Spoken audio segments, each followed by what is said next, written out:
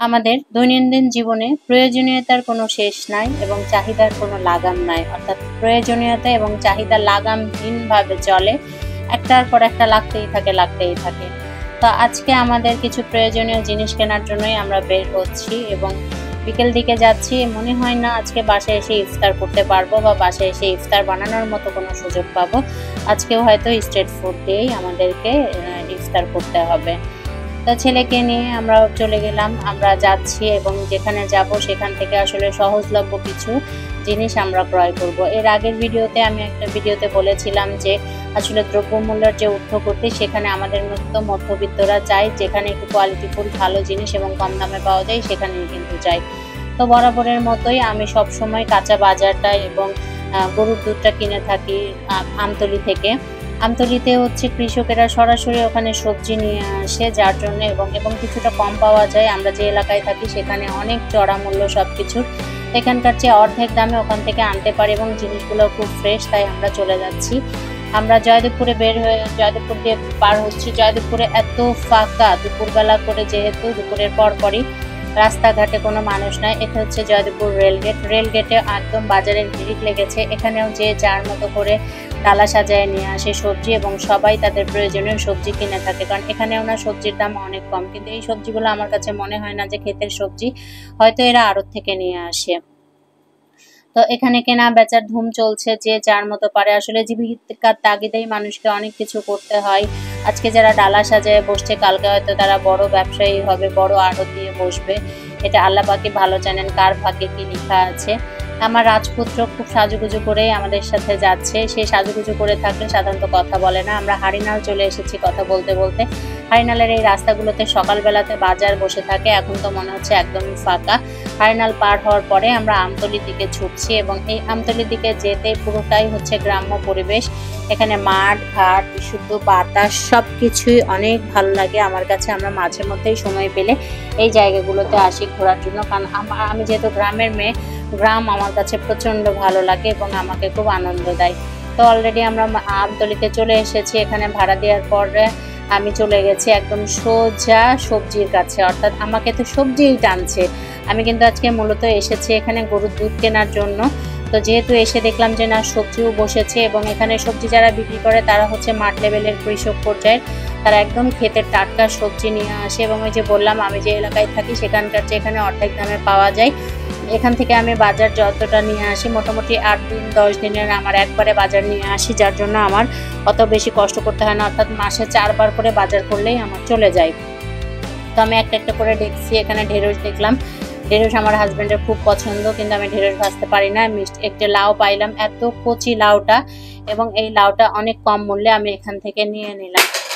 তারপরে কথা বলছি ওই দোকানদারের সাথে যে আপনার কাছে আর কি কি আছে, অর্থাৎ টমেটো, লাউ, শিম সবকিছুই তার কাছে আছে।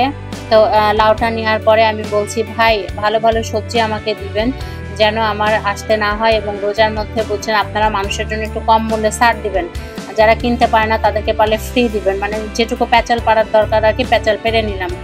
এখন লাউ নেওয়ার পরে আমি অপেক্ষা করছি যে দুধালাকে ফোন দিয়েছিলাম তিনি এখনো আসেন নাই দেখে এবার টমেটোগুলো নিলাম। এখানে 5 কেজি টমেটো আছে।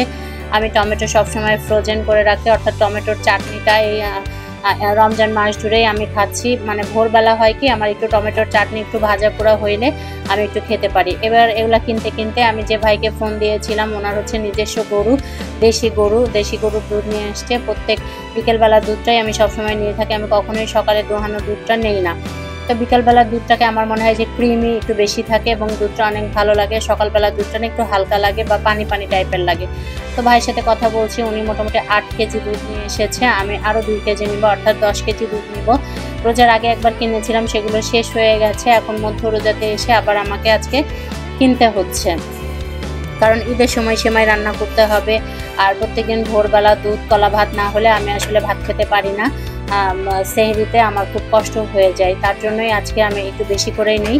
বাবার বাড়ি গেলে তখন বাবার বাড়ি থেকে 20 কেজি 30 কেজি করে যতটুকু পারি নিয়ে আসি, কিন্তু যেহেতু অনেকদিন বাবার বাড়ি যাওয়া হয় নাই, তাই এখান থেকেই আজকে নিতে এসেছি।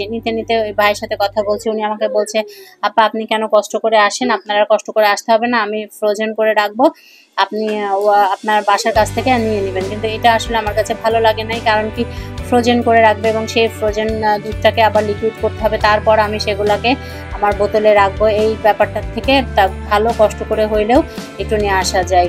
আমি যেখানে বাস করি সেই জায়গায় দুধ হচ্ছে 130 টাকা লিটার, আর এখান থেকে আমি নিলাম 90 টাকা লিটারে। এখন আপনারাই চিন্তা করে দেখেন কতটি সাশ্রয়ী এবং কতটা ফ্রেশ পাইলাম। এবং ওখানকার দুধটা এত বেশি পাতলা মনে হয় যে পানি মেশানো থাকে নাকি আল্লাহ পাক ভালো জানেন, কিন্তু এখানে একদম গরম। এখনও আমি বোতলটা চেক করে নিলাম যে অনেক গরম। তো ওনার সাথে কথা বলতে বলতে দামাদামি করতে করতে অনেক গল্পই আমরা করলাম এবং উনি প্রত্যেক দিন কীভাবে কখন আসেন দুধ নিয়ে এবং তাকে ফোন দিলেই সে আসতে পারবে কিনা সব ব্যাপারগুলো আমরা জেনে নিলাম। এর মাঝখানে আমার ছেলে তো খুবই উদ্গ্রীব হয়ে পড়েছে, মাম্মি আমাকে কিছু কিনে দাও, মাম্মি আমি তো একটু ইফতার করতে চাই। মানে সে এখন ওখানে চকলেট জুস দেখেছে, চকলেট জুসটা সে খাবে, তার জন্য সে বায়না করছে। কিন্তু বাবা তো খুব রাগ করছে, কারণ ইফতারের আর কিছু বাকি নয়, মাত্র আধা ঘন্টা হাতে সময় আছে।